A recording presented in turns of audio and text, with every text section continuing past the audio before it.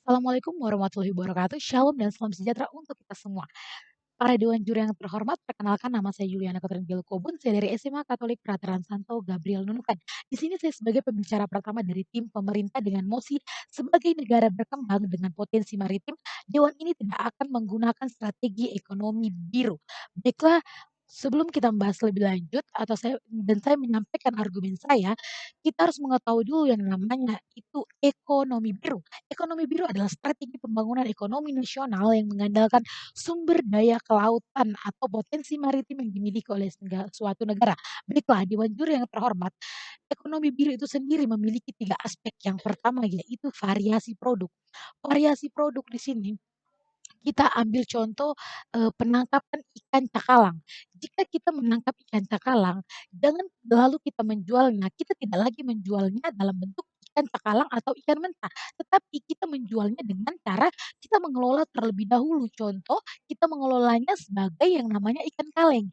Jadi variasi produk di sini, kita menggunakan atau metode yang kita gunakan adalah barang atau ikan yang kita tangkap itu tidak kita jual dengan hasil mentah atau tidak kita jual dalam bentuk yang sama, tetapi kita jual dalam bentuk seperti ikan kaleng tadi. Yang kedua adalah efisien sistem produksi. Efisien sistem produksi di sini, eee, dalam sistem ini masih banyak masyarakat atau nelayan Indonesia itu yang menggunakan yang namanya pukat, jala, pancing, atau bahkan banyak sekali apa, nelayan-nelayan nakal yang menggunakan yang namanya pukat harimau. Di sini kita harus eee, memberikan sosialisasi terhadap nelayan agar, bahwa kita itu menggunakan atau apa yang kita gunakan sekarang itu tidak boleh, seperti menggunakan yang namanya pukat harimau. Terus yang ketiga di sini adalah penataan sistem manajemen, sumber daya alam. Di sini pasti ada yang namanya, eee, kang tangkap atau kang yang bagian produksi atau orang yang bagian pemasaran.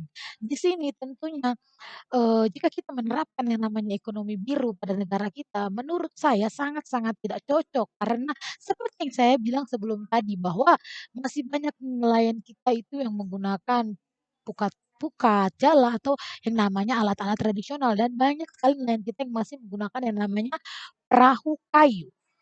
Kita ambil contoh negara Cina, dia itu menerapkan yang namanya ekonomi biru.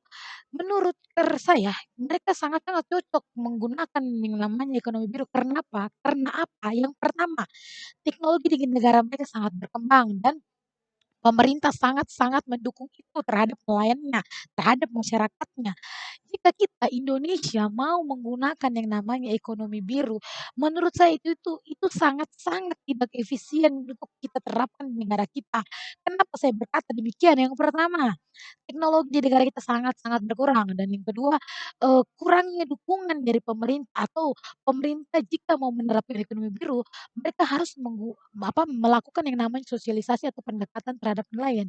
Tetapi pada halnya negara kita itu atau pemerintah kita itu tidak melakukan sosialisasi terhadap nelayan.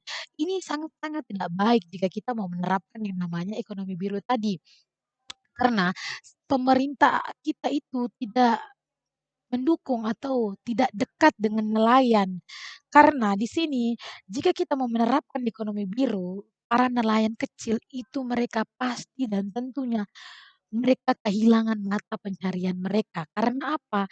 Jika sudah diterapkan yang namanya ekonomi biru, nelayan otomatis sudah dilarang untuk menangkap ikan karena pasti sudah ada kapal dari pemerintah yang pasti untuk menangkap, ikan. Karena di sini kita pasti ketahui bahwa, nelayan kita pasti kehilangan mata pencarian dan jika kita mau menerapkan itu pasti, pemerintah kita itu mengambil atau mempekerjakan orang-orang yang berijazah atau, dalam artian bertitel. Karena apa?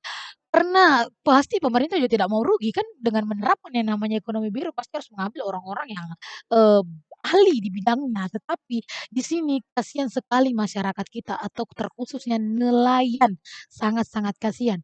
Karena banyak sekali nelayan kita yang, apa ya, mereka itu tinggal di daerah yang miskin seperti itu dan, banyak sekali nelayan kita itu tingkat SDM-nya itu rendah dan nelayan kita banyak sekali yang masih, tingkat atau banyak nelayan kita itu yang tidak bersekolah seperti itu.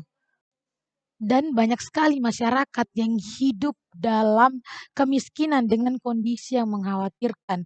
Terbatasnya kemampuan dan akses inilah menjadi salah satu faktor yang membuat masyarakat itu tetap bertahan. Karena jika mereka tidak atau sudah tidak menggunakan lagi atau tidak pergi bernelayan lagi, dari mana mereka akan mencari mata pencaharian mereka? Jika pemerintah mau menerapkan seperti yang saya bilang tadi, harus yang namanya kita, mendekat atau bersosialisasi dengan nelayan. Bila perlu pemerintah harus mempekerjakan nelayan agar, mereka boleh tidak pergi menangkap lagi, tetapi mereka sudah mempunyai pekerjaan dengan bekerja di kapal penangkapan ikan yang dimiliki oleh pemerintah, seperti itu. Sekali lagi saya di sini sebagai tim pemerintah, saya sangat setuju dengan mosi yang kita bahas ini.